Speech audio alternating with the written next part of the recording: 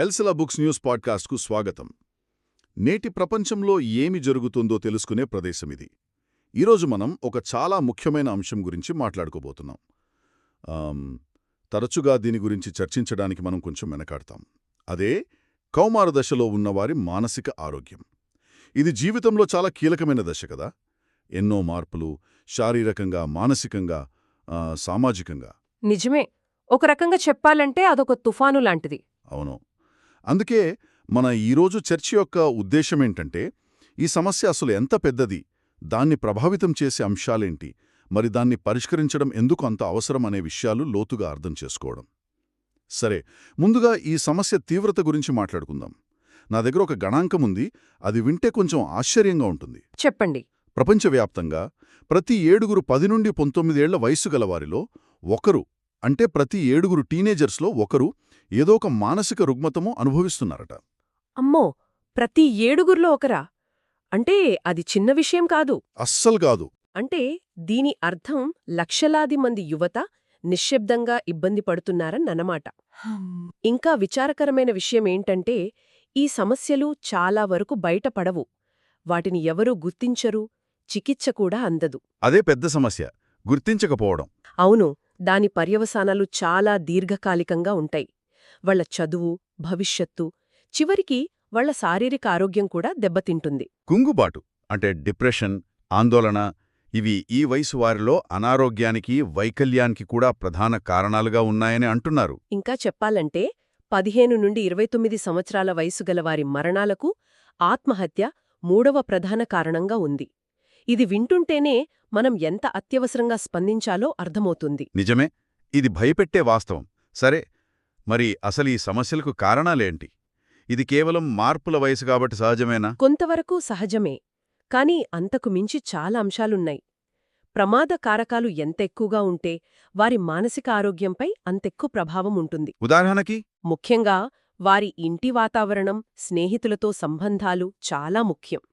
దానికి తోడు పేదరికం లేదా హింసకు గురి కావడం వంటివి. అంటే పెంపకం కూడా ఒక కారణమేనా? ఖచ్చితంగా. కఠినమైన పెంపకం, బెదిరింపులు, ముఖ్యంగా లైంగిక హింస, ఇవన్నీ తీవ్రమైన గాయాలు చేస్తాయి. అలాగే ఇప్పుడున్న మీడియా ప్రభావం, సోషల్ మీడియా. అవును, సోషల్ మీడియా. అది వాస్తవ జీవితానికి, వాళ్ల ఆకాంక్షలకు మధ్య ఒక పెద్ద అంతరాన్ని సృష్టిస్తోంది కదా. సరిగ్గా చెప్పారు. ఆ అంతరమే ఒత్తిడిని విపరీతంగా పెంచుతుంది. ఇక్కడింకో ఆసక్తికరమైన విషయం ఉంది. కొంతమందికి, అంటే కొన్ని సమూహాలకు ఇంకా ఎక్కువ ప్రమాదం ఉంటుందంటున్నారు. అవును, ఇది చాలా ముఖ్యమైన పాయింట్. ఉదాహరణకు, యుద్ధాలు జరిగే ప్రాంతాల్లో నివసించే యువత, లేదా దీర్ఘకాలిక అనారోగ్యంతో బాధపడేవాళ్లు, అలాగే ఆటిజం స్పెక్ట్రమ్ డిజార్డర్ ఉన్నవాళ్లు, బాల్య వివాహాలు చేసుకున్న అమ్మాయిలు, అనాథలు, వీళ్లందరూ ఎక్కువ ప్రమాదంలో ఉన్నారు. ఎందుకంటే వాళ్లకు సరియైన మద్దతు వ్యవస్థ ఉండదు. వివక్ష, సరైన సేవలు అందుబాటులో లేకపోవడం వాళ్ల పరిస్థితిని మరింత దిగజార్చుతుందన్నమాట. అవును. సరే, కొన్ని నిర్దిష్టమైన మానసిక సమస్యల గురించి మాట్లాడుకుందాం. ఆందోళన, డిప్రెషన్ చాలా సాధారణమని ఇందాకన్నారు. నిజమే. ఆందోళన రుగ్మతలు ఈ వయసులో చాలా సాధారణం. అంటే దాదాపు 15-19 ఏళ్లవారిలో 5% పైగా దీంతో బాధపడుతున్నారు. 5% అంటే చాలా ఎక్కువే. అవును. ఇది కేవలం పరీక్షల ముందొచ్చే టెన్షన్ కాదు. స్కూలుకి వెళ్లాలంటే భయం, కొత్త వాళ్లతో మాట్లాడాలంటే ఆందోళన. ఇది వాళ్ల జీవితాన్నే ప్రభావితం చేస్తుంది. డిప్రెషన్ కూడా అంతేనా? డిప్రెషన్ కూడా అంతే. అది వాళ్ళని ఒంటరిని చేస్తుంది. తీవ్రమైన సందర్భాల్లో మనం ముందే చెప్పుకున్నట్టు ఆత్మహత్యకు దారితీయవచ్చు. మరి కొంతమంది పిల్లలు చాలా దూకుడుగా, కోపంగా ఉంటారు. దాని వెనుక కూడా ఏమైనా కారణం ఉంటుందా? తప్పకుండా. వాటిని మనం ప్రవర్తనా రుగ్మతలు అంటాం. ఉదాహరణకు ADHD అంటే attention deficit hyper activity disorder. విన్నాను. వాళ్లకు ఏకాగ్రత చాలా కష్టం. పర్యవసానాల గురించి ఆలోచించకుండా ప్రవర్తిస్తారు. అలాగే కండక్ట్ డిజార్డర్ అని ఇంకొకటుంటుంది. అందులో చాలా విధ్వంసకరంగా ప్రవర్తిస్తారు. ఓహో, సరే. సమాజం వాళ్లని చెడ్డ పిల్లలు అని ముద్రవేస్తుంది. కానీ అది సహాయం కోసం వాళ్ళు చేసే ఒక ఆర్తనాదమనమాట. ఇది వాళ్ల చదువును కూడా దెబ్బతీస్తుంది కదా. చాలా దెబ్బతీస్తుంది. కొన్నిసార్లు నేర ప్రవర్తన వైపు కూడా నెట్టొచ్చు. మీరిందాక మీడియా ప్రభావం, శరీర ఆకృతి గురించి అన్నారు.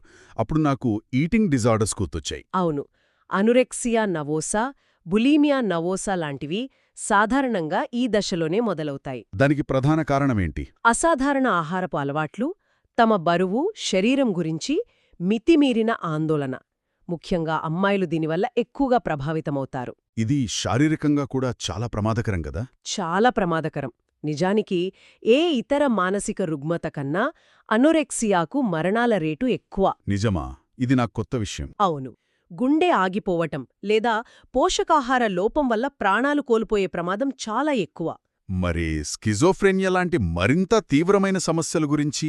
అవి సాధారణంగా కౌమారదశ చివరిలో లేదా యవ్వనం మొదట్లో కనిపిస్తాయి.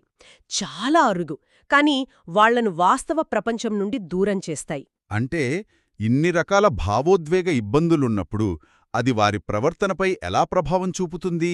ఇతర సమస్యలకు దారితీస్తుందా? ఖచ్చితంగా. అనేక ప్రమాదకర ప్రవర్తనలు మొదలయ్యేది ఇక్కడే.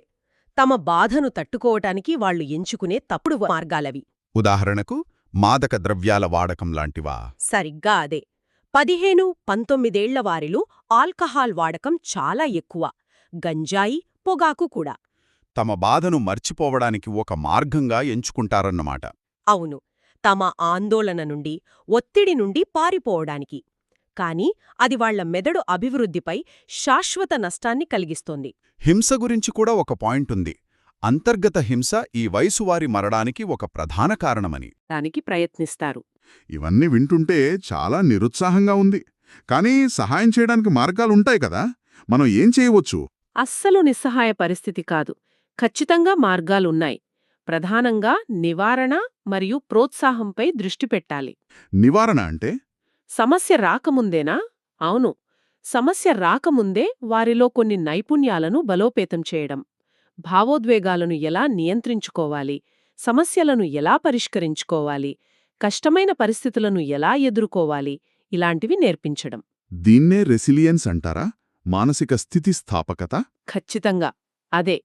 ఇంట్లో, పాఠశాలలో, సమాజంలో ఒక సహాయక వాతావరణం సృష్టించడం కూడా చాలా ముఖ్యం. మరి ఇప్పటికే ఇబ్బంది పడుతున్న వారి కోసం? వాళ్లను వీలైనంత త్వరగా గుర్తించి సరైన చికిత్స అందించడం చాలా కీలకం. చికిత్స అంటే మందులేనా? లేదు. మందులు లేని విధానాలకు ప్రాధాన్యత ఇవ్వాలి. కౌన్సిలింగ్, థెరపీ లాంటివి. వాళ్లను ఆస్పత్రుల్లో చేర్చడం, అతిగా మందులు వాడటం వంటివి చివరి ప్రయత్నంగానే ఉండాలి. ముఖ్యంగా పిల్లల హక్కులను గౌరవించాలి కదా? లక్ష్యం శిక్షించడం కాదు, మద్దతివ్వడం. సరిగ్గా చెప్పారు. వాళ్ల మాట వినాలి, వాళ్లని అర్థం చేసుకోవడానికి ప్రయత్నించాలి. ముగింపుగా చెప్పాలంటే కౌమార దశలో మానసిక ఆరోగ్యమనేది కేవలం ఒక వ్యక్తిగత సమస్య కాదు, ఇది ఒక పెద్ద సామాజిక సమస్య. అవును. ప్రతి 7 ఒక్కరిని ప్రభావితం చేసే ప్రపంచ సమస్య. సామాజిక ఒత్తిళ్లు, వ్యక్తిగత బలహీనతలు, పర్యావరణ కారకాలు ఇవన్నీ కలిసి దీన్ని మరింత తీవ్రం చేస్తున్నాయి. నిజమే. కానీ ఇక్కడొక ఆసక్తికరమైన విషయమేమిటంటే, జీవితంలోని ఈ దశ వయోజన జీవితానికి పునాది వేస్తుంది. కాబట్టి ఈ సమస్యలను ఇప్పుడు పరిష్కరించడమంటే కేవలం ఒక యువకుడికి సహాయం చేయడమే కాదు, అది ఆరోగ్యకరమైన, సమర్థవంతమైన భవిష్యత్ తరంలో మనం పెడుతున్న పెట్టుబడి అన్నమాట. మీరు చెప్పింది నన్ను చాలా ఆలోచింపచేస్తోంది. ఇది అందర్నీ ఆలోచింపచేసే ఒక చివరి ప్రశ్న నిలుపుతుంది. మనం తరచుగా యువత శారీరక ఆరోగ్యం, చదువు మార్కులపైనే దృష్టి పెడతాం. అవును, ఎక్కువగా వాటిపైనే. కాని మనం చర్చించిన విషయాల దృష్ట్యా వారి పెంపకంలో గణితం లేదా సైన్స్ ఎంత ముఖ్యమో, భావోద్వేగ మేధస్సు, మానసిక స్థితిస్థాపకతను ప్రోత్సహించడం కూడా అంతే ప్రాథమికమైనదిగా మనం పరిగణించకూడదా?